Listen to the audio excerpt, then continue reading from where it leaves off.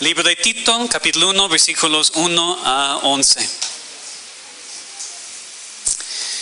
Pablo, siervo de Dios y apóstol de Jesucristo, conforme a la fe de los escogidos de Dios y el conocimiento de la verdad que es según la piedad, en la esperanza de la vida eterna, la cual Dios, que no miente, prometió desde antes del principio de los siglos, y a su debido tiempo manifestó su palabra por medio de la predicación que me fue encomendado por mandato de Dios nuestro Salvador.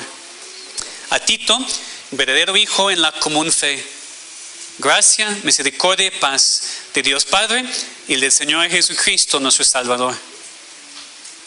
Por esta causa te dejé en Creta, para que corrigieses lo deficiente y establecieses ancianos en cada ciudad, así como yo te mandé.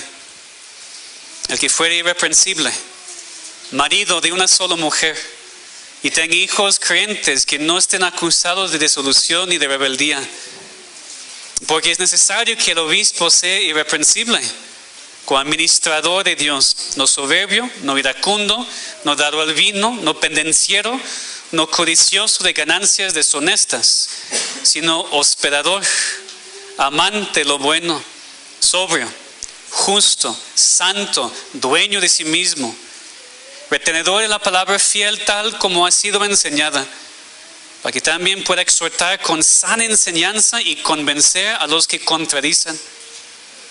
Porque hay aún muchos contumaces, habladores de vanidades y engañadores, mayormente los de la circuncisión, a los cuales es preciso tapar la boca, que trastornan casas enteras, enseñando por ganancia deshonesta lo que no conviene.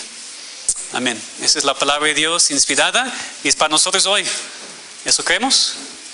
Vamos a orar que Él la aplique a nosotros y nuestras vidas. Padre, gracias por tu palabra inspirada. Y Señor, no queremos nada más repetir esta palabra, sino entender que tu palabra, esta Biblia, viene de ti. Son tus palabras. Es una palabra perfecta. Y sí, Señor, es completamente suficiente para cada ser humano, para salvación y para santificación. Entonces hoy, Señor, enséñanos de este pasaje lo que tú quieres que entendamos para el bien de esta iglesia local. Te lo pedimos en nombre de Cristo. Amén. La iglesia ha sido establecida por Dios sobre Cristo. Y por eso es la institución más importante en todo el mundo. Es esencial para todos reconocer su necesidad de la salvación y entrar a la iglesia invisible, que es la familia de Dios, el cuerpo de Cristo, estar reconciliados con Él y vivir siempre en comunión con Él y con su Hijo. Esta iglesia invisible es representado en la tierra por la iglesia visible, las iglesias locales que Dios ha establecido aquí en la tierra con sus miembros. La iglesia como organismo, como cuerpo, tiene que ser organizada. Lo que vemos en las páginas de las Escrituras. Hay una organización necesaria para la iglesia visible de Dios en la tierra. Se necesita un gobierno autorizado y establecido por Dios. Ahora podemos debatir tal vez en cuanto exactamente cómo la iglesia está organizada.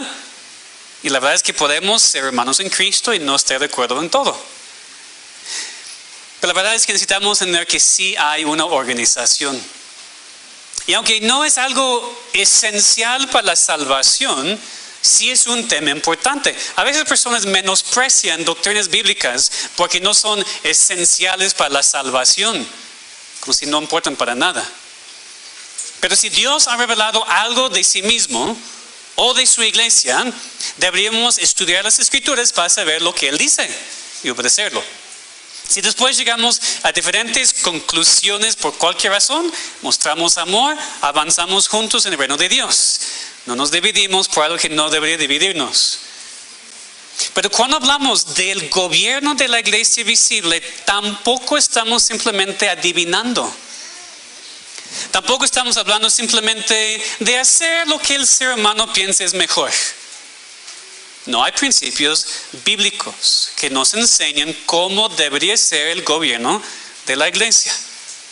así como principios prácticos para el bien del pueblo de Dios mientras sigue en este mundo. Entonces, ¿cómo es el gobierno de la iglesia?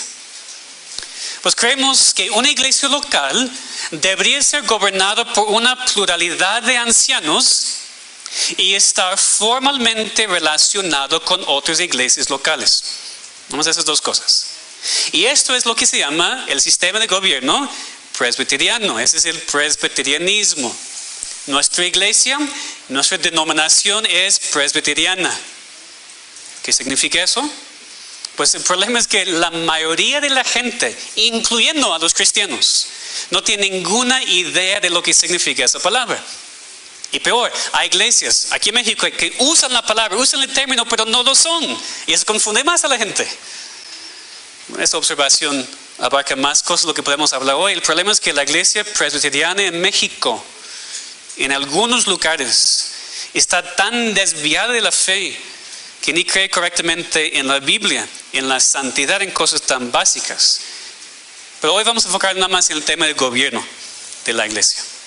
Pero primero, antes de otra cosa, antes de ver en específico lo que es el gobierno de la iglesia local, tenemos que tener una cosa muy claramente. Creemos que es Dios quien gobierna sobre todo.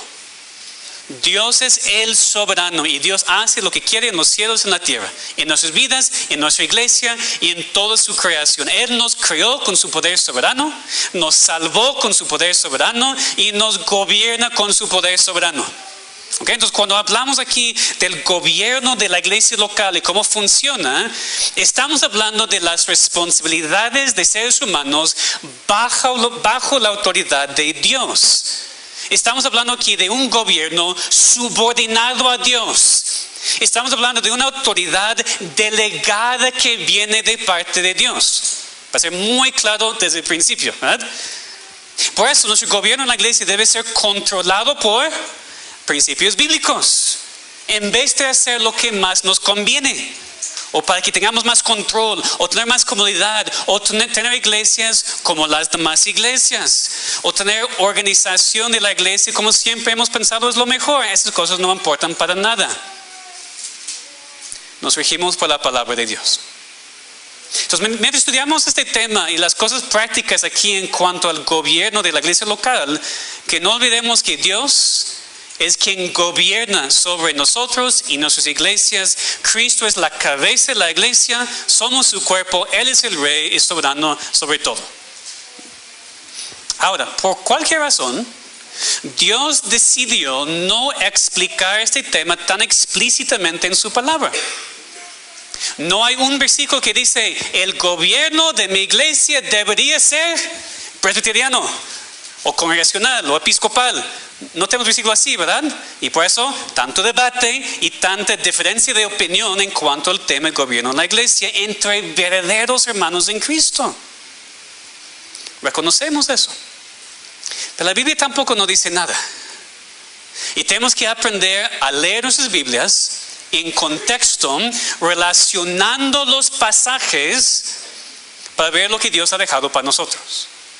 Hay principios bíblicos aquí que no podemos ignorar. Y tomando nuestros principios en cuenta, llegamos a una conclusión en cuanto a cómo es el tipo de gobierno en la iglesia, que es más para la gloria de Dios y que hace las cosas más decentemente y con orden. Aunque no hay ningún gobierno que será perfecto, porque es ejercido por hombres falibles y pecadores. Entonces, otra vez, ¿cómo es el gobierno en la iglesia? ¿Cómo debería ser? ¿Qué es una iglesia presbiteriana? Esas dos cosas. Creemos una iglesia local que debe ser gobernada por una pluralidad de ancianos y estar formalmente relacionado con otras iglesias locales. En primer lugar, entonces, la iglesia local debería ser gobernada por una pluralidad de hombres que son bíblicamente calificados. Y esos hombres se llaman ancianos. De hecho, la palabra presbiteriana viene de la palabra en griego que significa anciano. Entonces, cuando tú lees esta palabra en sus Biblias, como leímos aquí en Tito, ¿verdad? Aquí en el versículo 7 habla de obispo, es la misma palabra, es la misma idea. En 1 Timoteo de anciano, cuando tú lees anciano, estás leyendo la palabra presbítero. Entonces nuestro gobierno se describe por la palabra en griego que está en la palabra inspirada de Dios. Buen comienzo, ¿verdad? Nuestro gobierno utiliza este término entonces para describirse. El gobierno de una iglesia presbiteriana es un gobierno de ancianos. Una pluralidad de ancianos, es más que uno. Como es el testimonio de todo el Nuevo Testamento. Por ejemplo, dice, Pablo y Bernabé establecieron ancianos en cada iglesia. Vemos lo mismo aquí en nuestro pasaje en Tito 1. Pero es muy interesante que un gobierno de ancianos no inició en el Nuevo Testamento, sino en el Antiguo. Leemos varias veces en Éxodo de los ancianos de Israel, antes del éxodo de Egipto y también después. Perdón. Cuando los israelitas estaban en el desierto, se quejaron del liderazgo de Moisés, ¿se acuerdan? Que Dios estaba establecido. Moisés no pudo más. Moisés estaba completamente desanimado con ese pueblo ante Dios. Por eso si vamos a Números 11, para que puedan ver también ustedes en sus propias Biblias, en Números 11, versículos 24 y 25. O si no llega a tiempo, escuchen entonces lo que leo. En Números 11, 24 y 25. El contexto es que Moisés estaba quejándose ante Dios. Yo no puedo con ese pueblo, es imposible. Versículo 23 dice, entonces Jehová respondió a Moisés, ¿acaso se ha cortado la mano de Jehová? Ahora verás si se cumple mi palabra o no. Y salió Moisés y dijo al pueblo las palabras de Jehová y reunió a los 70 varones de los ancianos del pueblo y los hizo estar alrededor del tabernáculo. Entonces Jehová descendió en la nube y le habló y tomó del espíritu que estaba en él, en Moisés, y lo puso en los 70 varones ancianos. Y cuando posó sobre ellos el espíritu, profetizaron y no cesaron. Entonces había ancianos que gobernaban sobre Israel, muchísimos. De esos muchos ancianos, Dios eligió a unos 70 para ser más preparados con el espíritu para ayudar a Moisés más. Que también lo que el suegro de Moisés había dicho a él, ¿verdad? Moisés, tú no puedes solo, necesitas ayuda, ese trabajo te va a matar. Necesitas asignar a varones a gobernar sobre grupos y juzgar sus casos y solamente llevar lo más importante, lo más difícil a ti. Entonces, el gobierno de una pluralidad de ancianos no es nuevo. Tiene sus raíces en el Antiguo Testamento. Es como el pueblo de Dios ha sido gobernado por mucho tiempo. Entonces llegamos al Nuevo Testamento y aunque hay diferencias, porque ahora se trata con una iglesia espiritual en vez de una nación étnica, la organización es un poquito diferente, pero aquí es el mismo principio.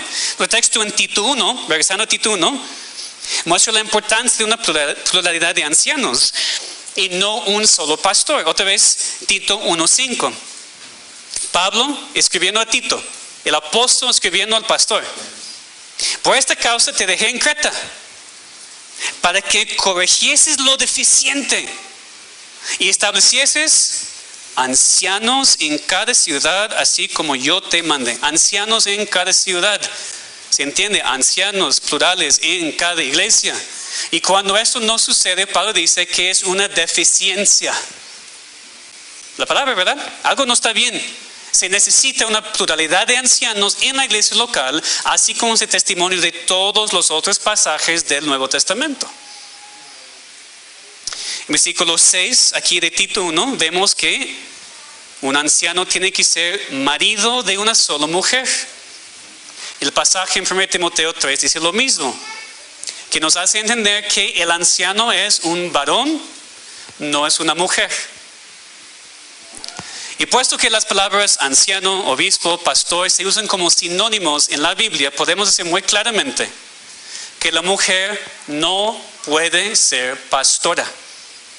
Ella no cumple con el requisito de ser marido de una sola mujer. De manera muy sencilla. Ahora, siempre enfatizo, las mujeres son igualmente importantes ante los ojos de Dios como su creación. Las mujeres no son inferiores en ninguna manera. Quiero dejar eso muy claro.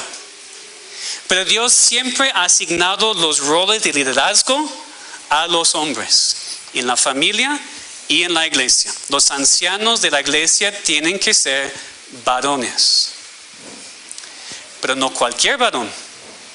También tienen que ser varones bíblicamente calificados. Tito 1, 5-9. Por esta causa te dejé en Creta para que corrigieses lo deficiente y establecieses ancianos en cada ciudad, así como yo te mandé. El que fuere irreprensible, marido de una sola mujer, y tenga hijos creyentes que no estén acusados de desolución y de rebeldía. Hijos creyentes aquí significa hijos fieles. No que son salvos, no es lo que significa la palabra. Hijos fieles. También comparen el pasaje con 1 Timoteo 3.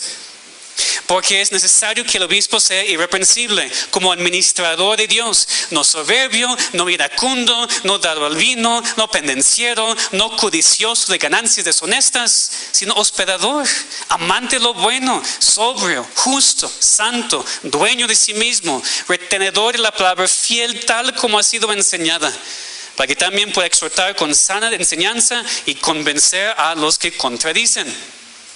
Entonces las descripciones aquí son iguales como en 1 Timoteo 3, son pasajes paralelos y muestran que el anciano en la iglesia tiene que ser un hombre con el entendimiento de sana doctrina y con un carácter piadoso.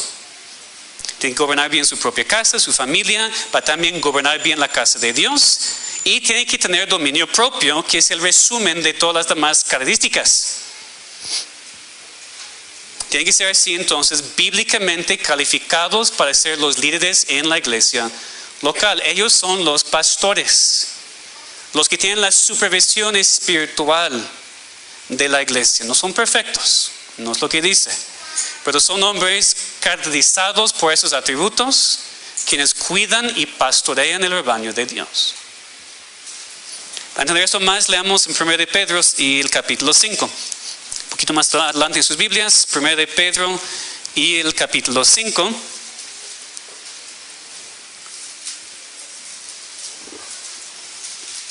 Primero de Pedro 5. Leyendo versículos 1-4. Ruego a los ancianos que están entre vosotros, yo anciano también con ellos, y testigo de los padecimientos de Cristo, que soy también participante de la gloria que será revelada, a apacentar la grey de Dios que está entre vosotros, cuidando de ella, no por fuerza, sino voluntariamente, no por ganancia deshonesta, sino con ánimo pronto, no como teniendo señorío sobre los que están a vuestro cuidado, sino siendo ejemplos de la grey. Y cuando aparezca el príncipe de los pastores, vosotros recibiréis la corona incorruptible de gloria. Aquí aprendemos entonces que los ancianos pastorean, apacientan la grey de Dios. Los ancianos pastorean, velan por el rebaño, tienen que cuidar las ovejas. Lo hacen voluntariamente, no por fuerza, no por ganancia deshonesta, con ánimo pronto, no dirige para poder dominar o por señorío, sino como ejemplo de lo que significa ser un cristiano. Pero también aquí en 1 de Pedro 5 vemos un asunto muy importante para el tema del gobierno de la iglesia local. Porque aquí podemos hacer la pregunta, ¿quién gobierna la iglesia local? Muchas iglesias tienen un sistema congregacional de gobierno. Es decir, los miembros votan por casi todo. Los miembros toman las decisiones. Por supuesto, los miembros de la iglesia son importantes y votan y deberían tener voz en los asuntos de las decisiones de la iglesia. Pero aquí vemos muy claramente que son los ancianos que dirigen, que gobiernan y no las ovejas mismas. ¿Verdad? Porque según este pasaje, ¿quién tiene el cuidado del rebaño de Dios? ¿Quién gobierna el rebaño de Dios? ¿El rebaño mismo? No es lo que dice. Y no tiene sentido porque las mismas ovejas no se pastorean, no se cuidan de sí mismas. Los que dirigen y pastorean y cuidan del rebaño son los ancianos. Otra vez es plural, así como en cualquier otra parte del Nuevo Testamento. La Biblia nunca habla de un solo hombre con toda autoridad y poder en una iglesia, sino siempre habla de una pluralidad de ancianos. Entonces, lo que creemos es el gobierno presbiteriano. La pluralidad de ancianos en la iglesia local que supervisan, gobiernan, dirigen al rebaño, que toman decisiones para cuidar la iglesia de Cristo. Ahora, como dije, la congregación, los miembros, sí tienen parte. Los miembros votan por sus ancianos y diáconos. En un sentido, son los miembros en la iglesia que tienen el poder. El gobierno presbiteriano no enseña que la congregación no tiene parte del gobierno. Muchos piensan eso y no es cierto. La congregación, los miembros tienen la parte más importante porque ellos escojan a sus líderes. Pero escojan a sus líderes para que ellos tomen las decisiones y dirijan y enseñan, etc. Son los ancianos que gobiernan, no la congregación ni los individuos, como leemos en Hebreos 13:17. Obedeced a vuestros pastores y sujetaos a ellos, porque ellos velan por vuestras almas, como quienes han de dar cuenta, para que lo hagan con alegría y no quejándose, porque eso no es provechoso.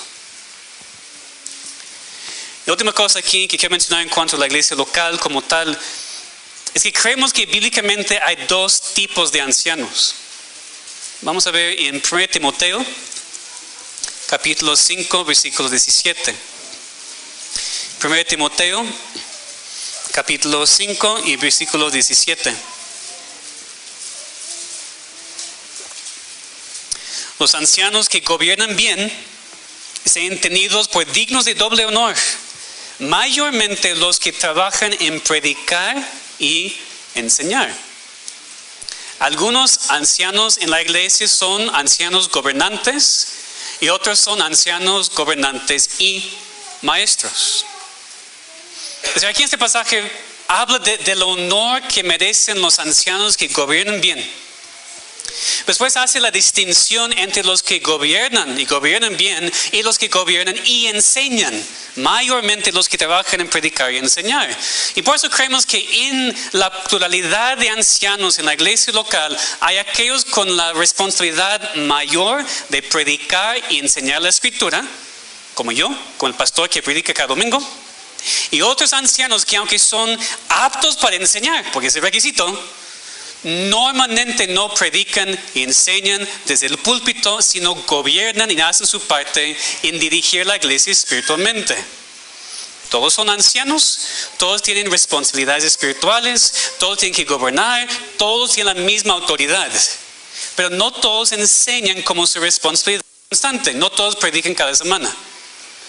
Esta responsabilidad históricamente es para el hombre o los hombres que han sido especialmente preparados, por ejemplo en el seminario, para tomar en serio la gran responsabilidad y privilegio que es enseñar la palabra de Dios semana tras semana, alimentar las ovejas con la palabra pura y no adulterada. Eso requiere mucha preparación, la verdad. Y otra vez, esta distinción no debe sorprendernos porque vemos lo mismo en Israel. De todos los ancianos, y había muchísimos, Dios apartó 70, de manera especial con el Espíritu. Vimos también que Moisés delegó responsabilidades a otros varones para juzgar casos, para gobernar, pero cuando había un caso muy importante, muy difícil, a Moisés. Él había sido más preparado. Entonces, juntando todo eso, podemos decir que la iglesia local debería ser gobernada por una pluralidad de ancianos que son bíblicamente calificados. Ancianos que gobiernan y ancianos que gobiernan y enseñan. Por supuesto, no podemos olvidar a nuestros diáconos. Los diáconos tienen el cuidado de los asuntos temporales y físicos de la iglesia. Los diáconos no son ancianos. A ver, muchas iglesias se confunden entre los dos. No significa que el diácono no tiene que ser un hombre espiritual. Las listas en 1 Timoteo 3 y Tito 1 demuestran claramente que también tienen que ser hombres de Dios y llenos del Espíritu Santo. Pero la diferencia es que no enseñan, no gobiernan espiritualmente sobre la iglesia, sino se usan para las cosas prácticas y temporales en la iglesia local. Vemos en Hechos 6, por ejemplo, este patrón de los primeros diáconos, y lo que hicieron, ellos servían las mesas para que los apóstoles, los ancianos podían esforzarse, continuar en predicar y orar. Entonces los diáconos son muy importantes porque ayudan a los ancianos a enfocarse en su responsabilidad espiritual sobre la iglesia. Entonces, la iglesia local es gobernada por una pluralidad de hombres que son bíblicamente calificados, por ancianos trabajando juntos con los diáconos. Es el ejemplo bíblico de los dos testamentos. Por eso, si alguien te pregunta, ¿cuándo empezó el gobierno presbiteriano? Podemos decir, empezó en el Antiguo Testamento con Israel. Y después en el Nuevo Testamento con la iglesia primitiva y hasta hoy en día. Claro, el término no fue usado hasta después de la Reforma. Pero el tipo de gobierno presbiteriano es antiguo, es el más antiguo que van a encontrar en sus Biblias. Un gobierno por una pluralidad de ancianos. Porque si la forma de gobierno congregacional o un solo líder haciendo todo fuera bíblica, hubiéramos visto a Moisés tal vez como dictador, pero no, tenía muchos ayudantes, mucha ayuda. Todo Israel hubiera votado por sus líderes, y no es lo que pasó. Los principios desde el Antiguo Testamento no pueden ser ignorados cuando queremos saber qué es el mejor gobierno para nuestra iglesia. E igual en el Nuevo Testamento es más claro. No vemos en ningún lugar, ni en Hechos, ni en las cartas de Pablo o Pedro, nunca en ningún lugar, un solo líder haciendo todo. Nunca vemos un hombre controlando todo, sin rendir cuentas y sin estar bajo supervisión. Pablo mismo fue enviado por su iglesia local a su primer viaje misionero. Regresó a ella para dar un reporte después. Esta misma iglesia de Antioquía le mandó a Pablo a Jerusalén como representante para tratar con la herejía de los judaizantes. Y cuando vemos a Pablo escribiendo a las iglesias locales, vemos lo mismo. Ancianos, ancianos, ancianos. Plurales. No solamente un hombre. Pero esas iglesias locales gobernadas por una pluralidad de ancianos tampoco eran independientes. Que nos lleva a nuestro segundo punto. La iglesia local debería ser o estar formalmente relacionada con otras iglesias bajo una supervisión compartida. Entonces, tenemos que pensar no solamente en un gobierno dentro de la iglesia local, sino un gobierno entre las iglesias locales, si vamos a estar de acuerdo con el patrón bíblico. Creemos en una pluralidad de ancianos gobernando la iglesia local, pero también creemos en una pluralidad de iglesias trabajando juntos con sus ancianos, supervisando y proveyendo protección y ayuda espiritual para todos. Creemos en iglesias formalmente relacionadas, iglesias interdependientes, iglesias con una supervisión compartida. No creemos en iglesias independientes. La razón es porque no encontramos ninguna base bíblica para iglesias independientes en las Escrituras. Ahora, entiéndanme, porque muchos malentienden este punto. O muchas iglesias se llaman presbiterianos y no hacen nada de eso.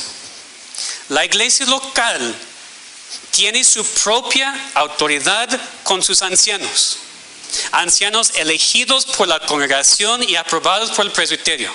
El presbiterio, que es nada más la palabra que se usa para el cuerpo de ancianos de todas las iglesias, no se mete en las iglesias sin razón. No lo hace. Hay procesos que seguir, muchísimos. Hay reglas que seguir. No es un gobierno episcopal. ¿Qué es eso? Como la iglesia católica romana, en donde los que están arriba mandan a los que están hacia abajo. La iglesia presbiteriana no es así para nada. En el presbiterianismo no hay nadie arriba ni abajo. Todos los ancianos de todas las iglesias tienen la misma autoridad. Nada más trabajan juntos para el bien de las iglesias en cuestiones de doctrina, educación de futuros ministros. Si una iglesia necesita ayuda espiritual y financiera, trabajamos juntos, oficialmente juntos, y autoridad de supervisión. Porque así vemos la iglesia en el Nuevo Testamento, especialmente en el libro de Hechos. No leemos el Nuevo Testamento y vemos iglesias completamente desconectadas, no relacionadas, cada uno haciendo lo que quisiera. No vemos eso.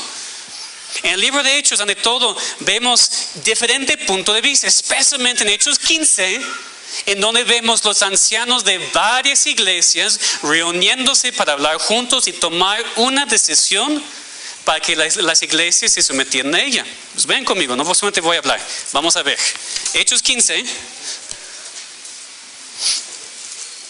Hechos 15,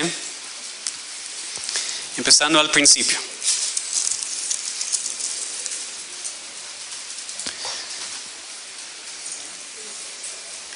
Mientras otros hermanos en Cristo, enfatizo, son hermanos en Cristo, son iglesias hermanas. Aunque otros hermanos en Cristo creen en iglesias independientes, cada iglesia con su propio gobierno y no se somete a nadie más. En contraste, el gobierno presbiteriano propone un sistema en donde hay comunión, interdependencia, supervisión y rendición de cuentas entre las iglesias locales y sus líderes, los ancianos. Iglesias que son independientes pueden tener comunión con otras iglesias, pero no hay sistema de autoridad. Cada iglesia hace lo que quiera y el pastor no tiene que dar cuentas a nadie. Y eso es peligroso. Vamos a ver aquí en Hechos 15. El contexto está aquí en versículos 1 a 6. Entonces algunos que venían de Judea enseñaban a los hermanos: si no os circuncidáis conforme al rito de Moisés, no podéis ser salvos. El contexto de Hechos 14 está hablando aquí de la iglesia local en Antioquía. Su contexto. Si quieren ver, Hechos 14, versículo 26, Pablo y Bernabé regresaron a Antioquía para dar su reporte. Hechos 15:1, todavía estamos en Antioquía. Venían de Judea y enseñaban: no se pueden salvar si no se conforman al rito de Moisés, si no son circuncidados. Versículo 2, como Pablo y Bernabé tuviesen una discusión y contienda no pequeña con ellos, claro, se dispuso que subiesen Pablo y Bernabé a Jerusalén, y algunos otros de ellos a los apóstoles y los ancianos para tratar esta cuestión. No se quedó el asunto en Antioquía. Decían: bueno, aquí tenemos que resolver el asunto porque ¿con quién más? No, representantes a los apóstoles y los ancianos. Ellos pues habían sido encaminados por la iglesia, pasaban por Fenicia y Samaria, contando la conversión de los gentiles y causaban gran gozo a todos los hermanos.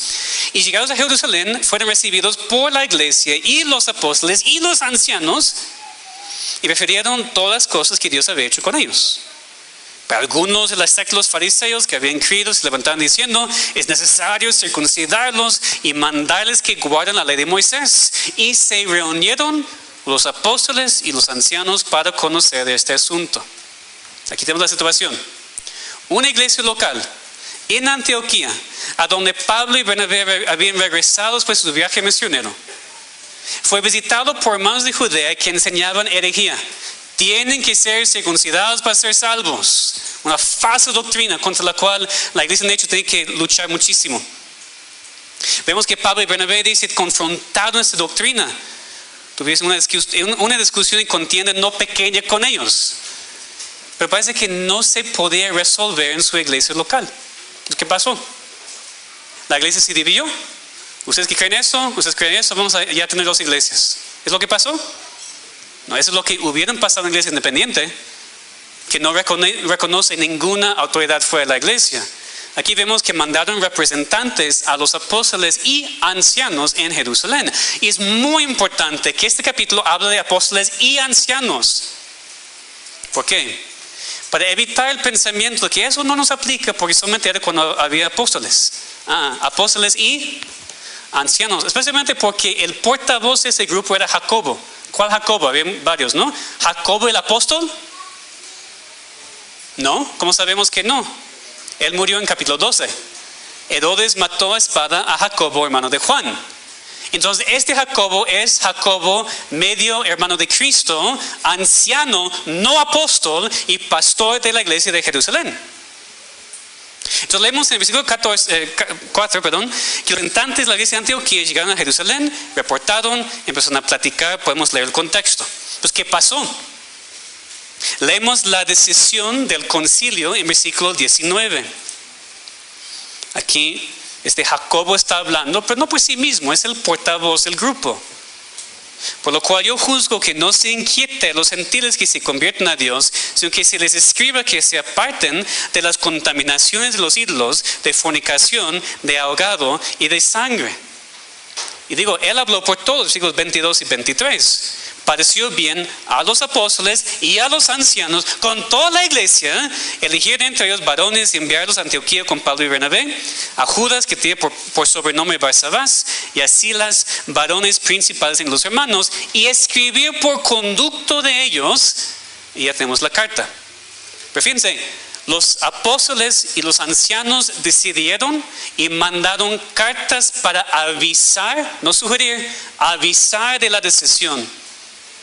Versículo 23, las cartas fueron mandadas a los hermanos entre los gentiles que están en Antioquía, entendible, de eso surgió el problema, pero también en Siria y en Cilicia. ¿Por qué Siria y Cilicia? Si el problema nada más estaba en Antioquía, ¿por qué están mandando cartas, mandando una decisión a otras iglesias? No eran iglesias independientes. Obviamente había una autoridad compartida de esas iglesias. Y digo que estas cartas fueron mandadas porque si vamos aquí a Hechos 16, es el segundo viaje misionero de Pablo, va con Silas a visitar precisamente las iglesias en Siria y en Cilicia. Dice el versículo 4 del capítulo 16, y al pasar por las ciudades, les entregaban las sugerencias, las ordenanzas que habían acordado los apóstoles y los ancianos que estaban en Jerusalén para que las guardasen. No era una carta diciendo, nosotros pensamos que sería muy bueno para tu iglesia local hacer eso. Mandamiento, haz eso. Porque fue la decisión lo que llamamos el presbiterio. Los ancianos juntos, no decidiendo simplemente por su iglesia local, eso no es el ejemplo aquí, decidiendo por el bien de otras iglesias que obviamente estaban bajo su supervisión. Entonces, de este pasaje sacamos el principio de un presbiterio. Entonces, ¿qué significa? El grupo de los ancianos de todas las iglesias locales que se reúnen para tratar con asuntos que afectan a todas las iglesias. Entonces vemos el mismo principio en el Antiguo Testamento. Había diferentes grupos de personas juzgando casos. Otros ancianos, después 70 ancianos, y después con Moisés había como un tipo de gradación de cortes entre el pueblo de Dios. Lo vemos en Israel, lo vemos aquí en Hechos, y es lo que creemos para nosotros también. Entonces creemos en un presbiterio que se compone de los ancianos de las iglesias locales, que se reúne para tratar con asuntos de las iglesias y que son para el bien de todas las iglesias. Para pensar muy prácticamente, podemos pensar cómo un presbiterio protege a una iglesia o un pastor de no desviarse a hacer lo que quisiera. Hay supervisión, hay autoridad, hay sabiduría, hay protección, hay ayuda y apoyo para el cuerpo de Cristo. Porque entiéndeme muy bien, el presbiterio representa a las iglesias locales, porque cada iglesia manda a sus ancianos a las reuniones. Otra vez enfatizo, no es un grupo que impone, hay un grupo de ancianos en algún lugar que impone sobre nosotros y ni los conocemos. No es así. Todas las iglesias mandan sus ancianos y trabajamos juntos. El presbiterio nunca se mete en la iglesia sin razón. Tenemos ancianos para las cosas aquí. Pero cuando se necesita ayuda, alguien empieza a desviarse, hay mala doctrina, o tenemos hermanos que quieren estudiar para el ministerio, hay ayuda, supervisión, protección para todos, para mí y para ustedes. Que en una iglesia independiente simplemente no existe. Entonces, no solamente creemos en una pluralidad de ancianos dentro de la iglesia local para protección, supervisión y todo, sino también en la importancia de una pluralidad de iglesias interdependientes, sometiéndose a la supervisión del conjunto de ancianos, trabajando juntos en unión muy cercana para el avance del reino de Dios. Otra vez enfatizo que no creemos que otras iglesias con otra perspectiva estén en herejía. No decimos que otras iglesias que creen en otra manera no son hermanos en Cristo. Qué ridículo decir esto. Simplemente nosotros creemos que nuestra posición se encaja mejor con los principios, ejemplos encontrados en la palabra de Dios. Entonces es muy importante decir que otras iglesias no son desobedientes porque no son presbiterianas. Nadie debe salir de aquí y pensar eso. Pero creemos lo que creemos bíblicamente. No debemos ser tan duros con otros, pero aquí deberíamos entender lo que creemos y por qué lo creemos para que podamos trabajar juntos. Entonces, si con todo lo que apenas he explicado, de todo modo dices, no me convenzo, está bien. La única cosa que pregunto es si otra forma de gobierno es más bíblica y hace las cosas más decentemente y con orden. Tenemos que usar nuestro discernimiento bíblico para entender no solamente lo que es nuestra opinión en cuanto al asunto, sino qué se encaja mejor con la palabra de Dios y qué protege más el pueblo de Dios. Entonces, para resumir, la iglesia ha sido establecida por Dios. Cristo es la cabeza de su cuerpo, la piedra angular de la iglesia. Cristo ha establecido su autoridad en la iglesia. Dios ha decidido quiénes son los líderes, hombres calificados, pastoreando la grey de Dios, trabajando juntos en la iglesia local y con las iglesias locales. Claro, los miembros sí son importantes. Vemos en Hechos 6, la iglesia votó por sus diáconos, la iglesia vota por sus líderes, la iglesia manda a sus misioneros. Y como he mencionado, aparte de ser bíblico, este tipo de gobierno es muy práctico porque provee una protección para las ovejas que otros tipos de gobierno no proveen. Es bíblico, pero también es práctico. Y más en los días que vivimos ahora en nuestro país, con tanta falsa enseñanza, pero también con falsos pastores y mucho abuso espiritual. ¿Queremos estar en iglesias independientes? Ya hemos intentado con eso, ¿verdad? Entonces, por eso, dejé eso al final. Eso no fue mi primer argumento tampoco. Primero es lo bíblico. Después de todo eso, no estás convencido, ok, el patrón bíblico, pero también, ¿cómo es la vida real hoy en día? ¿Y qué tipo de gobierno necesitamos? Aquí está en la Biblia y prácticamente lo que necesitamos también. El gobierno presbiteriano también, entonces, enfatiza la importancia y necesidad de rendir cuentas. Pues digo, no solamente un hombre haciendo todo. Es una pluralidad de ancianos para que todos rindan cuentas. La iglesia local rinde cuentas financieras y también de sus líderes ante el presbiterio. Porque la iglesia es parte de algo más grande y está bajo supervisión para que no se desvíe. La verdad es que en este punto la aplicación es que necesitamos orar muchísimo como iglesia local. Porque nosotros sí tenemos una pluralidad de ancianos en esta iglesia local. Nada más que 2 de ellos nos supervisan de muy lejos, de otro país. Es mejor que nada, es mejor no tener supervisión, pero necesitamos hombres de esta iglesia local para que sean ancianos. Yo he dicho eso porque hace 11 años. No ha sido tiempo de Dios todavía, pero no es porque no quiero, es porque necesito a varones. Varones, oren, prepárense, enfóquense en sus casas, sean fieles a su iglesia, para que Dios levante a ustedes aquí entre esa iglesia para ser los ancianos de esa iglesia local. Y pronto, hermanos, pronto. Y en cuanto a la protección de este gobierno presbiteriano, para mí es lo que más necesito. Porque yo no puedo hacer lo que quiera. Gracias a Dios. Esta iglesia tiene personas supervisando para que no se desvíe. Y de hecho, si hay problemas serios en esta iglesia un día y hablas conmigo y no estás satisfecho, y hablas con los ancianos y no estás satisfecho, ¿sabes lo que puedes hacer como miembro de esta iglesia? Apelar al presbiterio. Hay muchísima protección para los miembros de una iglesia presbiteriana. Para que la única opción no sea, bueno, no estoy de acuerdo, me voy. Porque, pues, ¿qué más voy a hacer? Hay varias personas con quien se puede hablar para resolver problemas serios, por supuesto, ¿no? Para la protección a las ovejas de Dios. Entonces, primero debemos dar gracias por un tipo de gobierno así.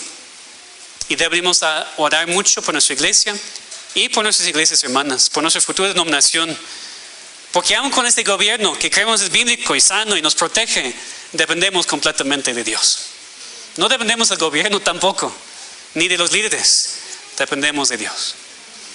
Entonces una iglesia local debería ser gobernada por una pluralidad de ancianos y estar formalmente relacionado con otras iglesias locales. Que demos gracias a Dios por lo que tenemos aquí. Oremos por más hombres, por más ancianos y sigamos juntos bajo esta protección para la gloria de Dios. Vamos a orar. Padre, te damos muchas gracias por el Espíritu Santo quien nos guía cuando leemos tu palabra, por sabiduría y discernimiento espiritual, para que podamos llegar a tu palabra y aun cuando cosas no son tan claras como quisiéramos, sí podemos ver muchos principios en los dos testamentos y relacionarlos y llegar a una conclusión con base bíblica de qué es la mejor manera para gobernar la iglesia local y las iglesias locales. Te pedimos, Señor, que podamos entender esos temas, pero más, Señor, más que dependamos de ti en todo. Damos gracias por esta iglesia, por esta denominación, porque nos ha ayudado muchísimo, Señor. La has usado en nuestras vidas y en nuestro crecimiento. Te pedimos, Señor, que puedas seguir creciendo, no para su gloria, sino para tu gloria, Señor. Y más aquí en México, en Latinoamérica, en donde hay tanta necesidad de un tipo de gobierno así, para la protección de tantas ovejas que han sido lastimadas, muy heridas, Señor. Te rogamos que tú levantes a más iglesias con un gobierno correcto, de nuestra denominación o no, para que tu pueblo pueda tener ancianos, líderes que pastorean no perfectamente, sino conforme a tu voluntad. Y Señor, te pedimos perdón precisamente como líderes, como pastores, como ancianos, cuando no lo hacemos como deberíamos. Señor, danos humildad también, arrepentimiento, para que podamos obedecerte y pastorear nuestras congregaciones, nuestras iglesias como tú nos has mandado. Como siempre, Señor, te pedimos que nos ayudes a entender esto, a aplicarlo, que seamos, Señor, de un mismo sentir, todos aquí en esta iglesia, para que podamos avanzar juntos en nuestra doctrina y también en la práctica. Te lo pedimos en nombre de Cristo. Amén.